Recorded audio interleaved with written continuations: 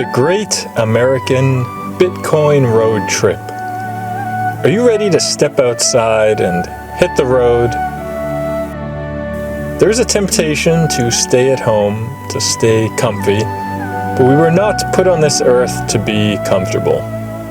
Certainly, it's good to spend time to relax, read, work out, play Baldur's Gate 3, but you can't just sit and play Baldur's Gate 3. You can't just do virtual adventure. You must get outside and attempt actual adventure. And so here it is, the Great American Bitcoin Road Trip.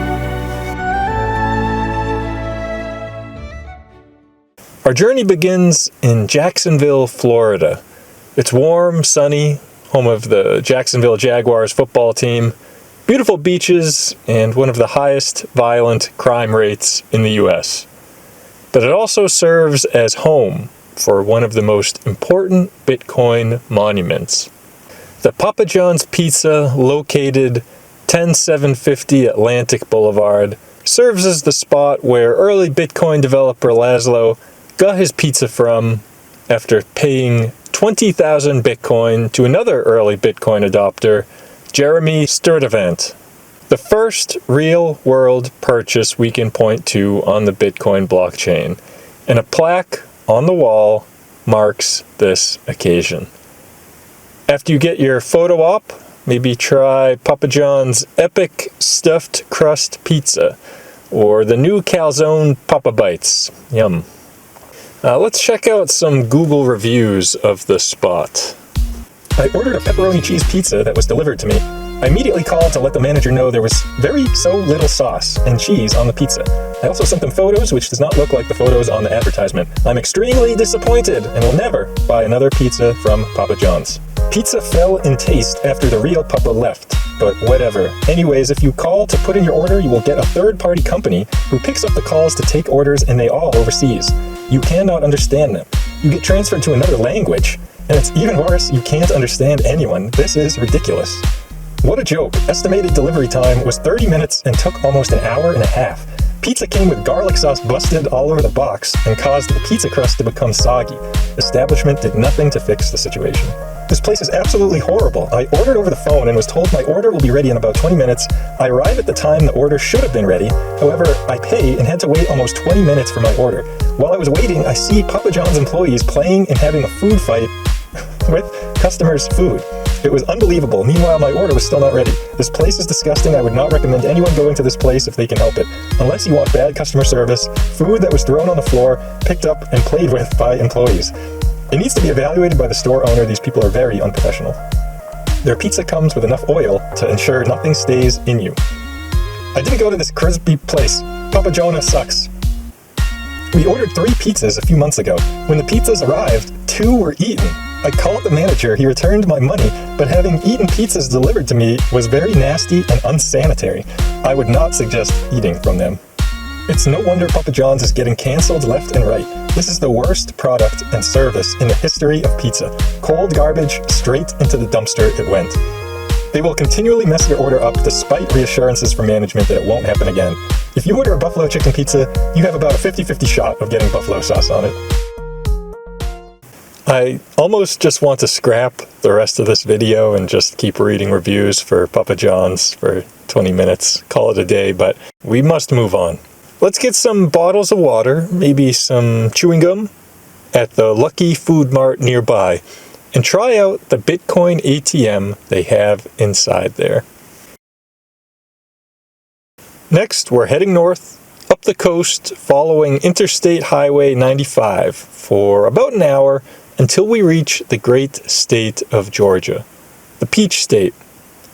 We're going to the mysterious Jekyll Island. Located on this small vacation island, you can find bike paths, beaches, and the chance to sit in some historic rooms that are significant for anyone interested in the history of money. 100 years ago, blood-sucking bankers came to the Jekyll Island Country Club to informally create the Federal Reserve, the central bank of the United States. From a dusty mesa, a looming shadow grows, hidden in the branches of the poison creosote. If they had just called it the Bank of America, I think the general public would be more interested and have a better understanding of what they do, but for whatever reason they call it the Federal Reserve, and it started this slow lurch to today where we now have moved away from the gold standard, moved away from cash, and are on the precipice of a digital dollar that is controlled by unelected officials. The Jekyll Island Club Resort offers free history tours for guests, and while they don't mention giant skeletons buried underneath the buildings, you can spend some time relaxing there, thinking about Bitcoin, and ignoring any native artifacts that may be hidden down below. Gotta take advantage of breakfast in their grand dining room, but we gotta leave after that because it's gonna be a long day of travel. We're getting back on 95 and continuing north. So I can sit out here and waste my life away, drag back home and drown my troubles away. Past Richmond, Virginia. What the world's gotten to for people like me, people like you. Up to Maryland, because we're breaking into the NSA building. Nope, joking. Next to the NSA is a small museum, the National Cryptologic Museum, where you can nerd out about cryptography and see some of the early technology used to secure data, to hide messages, and get more appreciation of the people who developed technology that later made Bitcoin possible. Admission is free, and if you call ahead, a retired NSA employee can give you a tour. Maybe use the bathroom there, wash your hands, and we can maybe hit up the nearby Casey's Crab Company. They also have a Bitcoin ATM inside, so give them some business, huh? Hitting that road again, heading north until we reach New York, New York. Driving into New York City is not as bad as you think. It's not just block after block of intersections. And while there's a lot of cool things to do in New York, really an overwhelming number of things, we gotta try to stay focused. We're here to visit the Bitcoin Center. It'll be a roll of the dice on what exactly is going on at the Bitcoin Center. Some days they have meetups, trading events, workshops, or there might be nothing going on. You might even be the only person in there, but it's an important space. Rent in New York is not cheap, so Nick Spanos deserves a lot of credit for hosting Bitcoin events right in the middle of the financial capital of the United States. Now, I understand it's a little late to bring this up, but this road trip is time sensitive. We have to time this out correctly. Can't do it in the winter. It has to be June, because we leave the Empire State to reach the state with the most aggressive state motto, live free or die, New Hampshire. Every June since 2004, Lancaster, New Hampshire has hosted PorcFest, a libertarian festival where you get to camp out with other freedom-loving individuals and discuss how to create political change, talk gold, talk Bitcoin, and get that smell of smoky campfire all over your clothes. In years past, a lot of Bitcoin OGs and a surprising number of politicians have shown up. Back when Bitcoin Magazine was reputable, Vitalik Buterin wrote a good 5-piece article about his time there. Not quite the level of Rolling Stone, but still pretty good journalism. And there's some insane footage of Roger Ver using a Bitcoin vending machine back when Bitcoin was under $10. Lots of good vibes, and definitely a place you can walk away with some new connections. Maybe even a female friend. Now, our next stop is a big one. arguably the biggest hacker convention in the United States, DEF CON, hosted in Las Vegas, Nevada. Now, we could get a plane ticket, but it doesn't start until August, so we basically have 2 months to get there. And the harder choice is often the better choice. So instead of treating the middle of the country like it doesn't matter, we're not going to fly over these states. We're going to freestyle it here. Make your own path, stop at the tiny towns, view the landscape that many people decide to just fly over. And I think you'll see some real America, some real beauty. I'm not going to explain it. You're going to have to experience it for yourself. Pick a vehicle and go.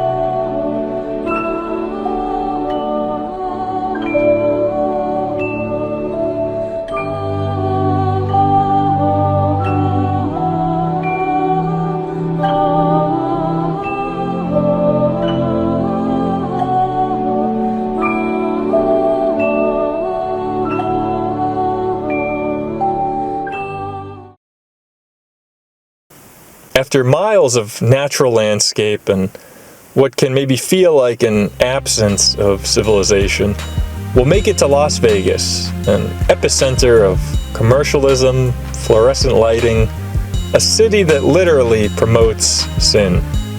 But we're not here to gamble, we're here for DEF CON. There are speakers, parties, capture the flag, people who work at Best Buy standing in the same circle as CIA agents. But I repeat myself. The Sahara is an attractive place to stay, but I'd recommend staying at Circus Circus. Some may consider this one of the worst hotels on the Strip, but it means you're paying less for a room, and it has free parking. I'm slightly colorblind, so I love neons. They are nice and distinct, and there's this nostalgia feeling to them. Something appealing about a town that never sleeps, where you can get almost any type of food in the middle of the night, just so much to do. You can disappear in a crowd of people that are from all over the world. Obviously there are locals that live here, but most people you meet on the Strip, most people you encounter are going to be transient, coming and going. Speaking of coming and going, we're going to transition from the flashing lights to our next stop, a quieter location, a small office park. No, we're not going to the remailer service that Satoshi used to send cash via the post office to set up his anonymous speech account that's located in... Okay, we're not going to the place that Satoshi mailed things from. We're respecting privacy. We're going east to California, 2656 East Bay Shore Road in Palo Alto, California. An industrial building that DigiCash used to reside in. DigiCash was one of the many failed attempts at digital gold that came before Bitcoin. I don't know what the company that rents the space now is, some type of legal record-keeping, blah, blah, blah service, but in the 90s, DigiCash was here making history, paving new roads with their version of digital money, eCash. maybe ask the lady at the desk to go upstairs and see the break room. See if this kitchen table is still there, and you can recreate this legendary photo. Some obvious parallels to the Last Supper, and in many ways it was a Last Supper. DigiCash suffered from infighting, government regulation, and as Nick Szabo realized, if he was able to just modify the company spreadsheets and move money around himself, this was a major security issue. It would be another decade or so before Bitcoin would emerge, but the time spent in this little office was undoubtedly a very big part of Bitcoin history. So that's it for our road trip. All good things must come to an end. Take some time to look at the Pacific Ocean and reflect on the other explorers who went west only to run out of land and meet this same end point.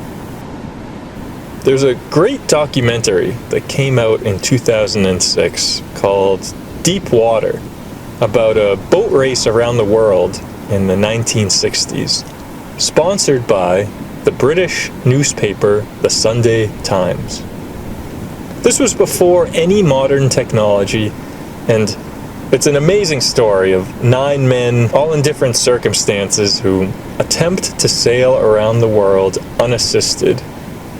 The main focus is on a guy, Donald Crowhurst, who goes a little nuts, but a side character was Frenchman Bernard Moitessier, who, while not the main subject of the movie, kind of stole the show, in my opinion, because when he reached the finish line, after spending almost a year at sea, alone from everyone, he reaches the finish line of people cheering, a prize waiting for him, and he just keeps going. He keeps sailing, living on the boat, continuing his journey at sea.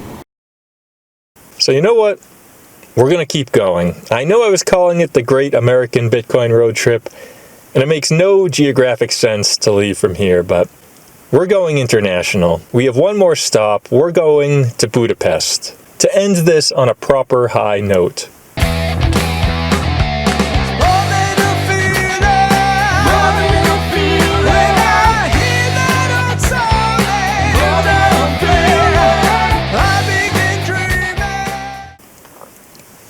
Hungary has the Satoshi statue, which, with its blank expression, covered in bronze reflective coating, it literally reflects your image back at you. Just very cool and worthy of a final destination.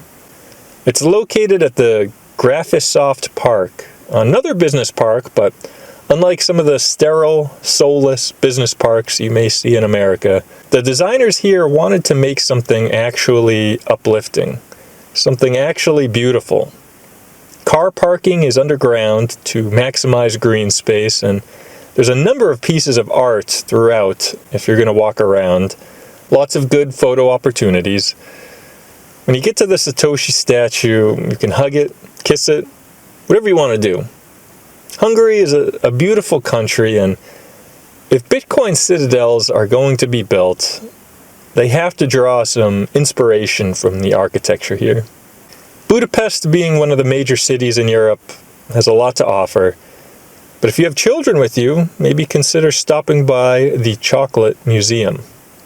If not, maybe try the House of Terror, a different kind of museum. So that will be it.